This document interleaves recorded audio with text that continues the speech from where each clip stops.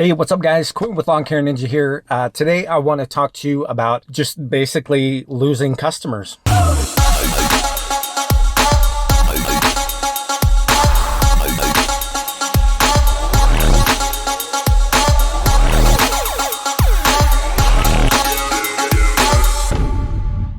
Over the past few days, I have been sending out emails to all my mowing customers, letting them know my plans for the spring, when I plan on starting mowing, getting my cleanups scheduled, aeration and fertilizing and overseeding and all that stuff scheduled.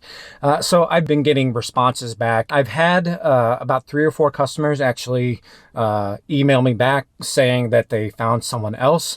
And, I gotta be honest with you, it sucks, it hurts, it's difficult not to take it personally, but at the end of the day, it's just business and they're doing what they feel is best for them. And I can understand that. I can sympathize with that. It's definitely not easy to, lose a customer that you've, had for 1 year, let alone 2 years. A couple of the customers that I've had for 2 years. One other guy got him middle of the summer last year. So basically they've told me that, they have found a guy that can do it for like 30% cheaper. One guy was $15 cheaper. And this one, the yard is almost like 5,000 square feet. And by myself, it takes me about, I think last year was at like 32 or 34 minutes. So I can't remember what my per man hour rate off the top of my head is. But, for the price that I had him at last year, I definitely needed to be at that price to, be able to turn a profit on that yard. Another guy I had was like $8 cheaper. And, $8 might not seem like a lot, but, if you're a homeowner, $8 a week, that's what, 4 times 8, $32 a month.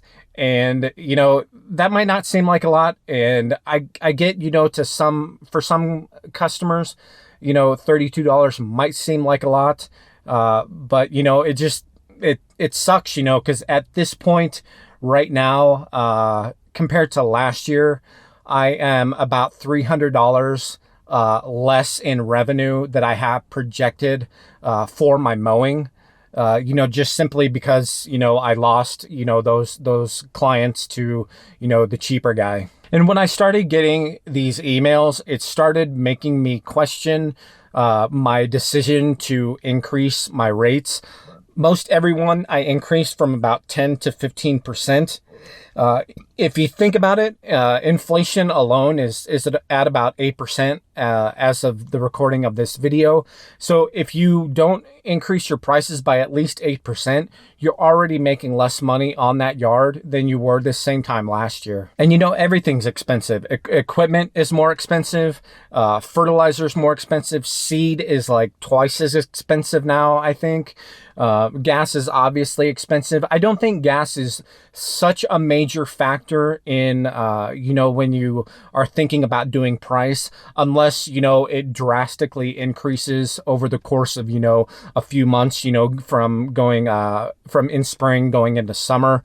That can definitely have an impact on, the amount of money that you're spending in gas. But if it's just a slow, gradual increase, if you divide that price out by however many customers you have, it's very small when you actually look at the big picture of things, like how much gas is. But there's other things like labor. If when I pay myself, I need to, have that 8% pay raise for myself. I will be making more money if, if I give myself a 5% raise. But with things costing 8% more, or inflation being 8%, more of my money is going to be going out, to, groceries, or paying for electricity or gas, to heat my home in the winter and cool it in the summer. So I'm just trying to, wrap my head around, the price increase that I have done for all my clients. Like I said, it does suck, but at the same time, I know as the year goes on, I will be getting newer clients that come in and replace those. So hopefully as I get those new clients, they will be at, my minimum or above. Taking those customers in, I'll be able to, either be making more money because they will be at the higher rate, even have just less clients, and still be making right around the same, if not a little bit more. We're all going to lose clients from year to year. It's inevitable that that happens. So making this video, I just want to encourage you that if you guys are thinking of raising your rates, or if you're second guessing the price increase that you did have put on for this year, to just stick with it. You'll be better off in the long run. Because if this guy comes in and he's so much cheaper than what you are, you have to wonder if he can pay himself, pay his employees, pay for the equipment, pay for insurance, whether that's truck insurance or general liability, pays his taxes. There's just so many things that, you have to think about when your price is so low, that if you can keep being in business with that low price. You can't continue to have such low prices and, be able to, buy new equipment, whether you take out a loan or you pay cash. Having those low prices, it's just going to take forever to be able to build up, that extra cash to be able to, put down $12,000 on a ride-on aerator, or, $15,000 on, stand-on mower or whatever, or, buying a new truck. If your truck, breaks down on you and you need to buy a new truck, or, even if you take, a loan and you start paying for these, you can easily, approach $1,000 a month on, a brand new truck purchase. And, that wouldn't even be including, monthly payments on, your new equipment that you want. I know I'm not alone in this, but let me know down in the comments if you guys have had to deal with issues of clients canceling service, because you did do... Sorry about that, because you did do a price increase. And also let me know if you stuck with the price increase. Did you drop it at all? Just what did you do?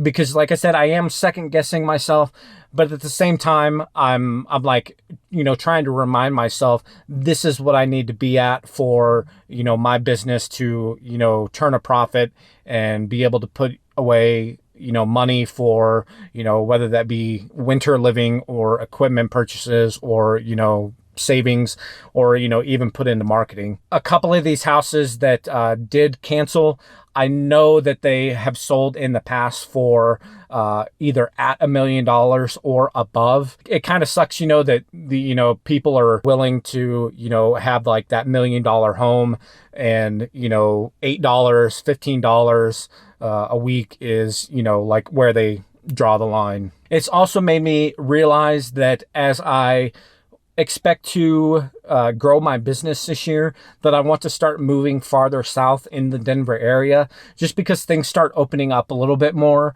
The properties get a little bit bigger. They are the area that I'm in right now. They don't have any HOAs, so getting a little in south into the nicer areas, they're going to have HOAs where they're required, to have, their lawn kept well, their maintenance, or not their maintenance, their landscaping maintained. All right, guys, that's it for this video. If you enjoyed it, hit that thumbs up. I'd appreciate it. And also, if you're not subscribed, go ahead and subscribe and click the notification bell so you get notified when I do upload new videos. All right, guys, we'll see you later.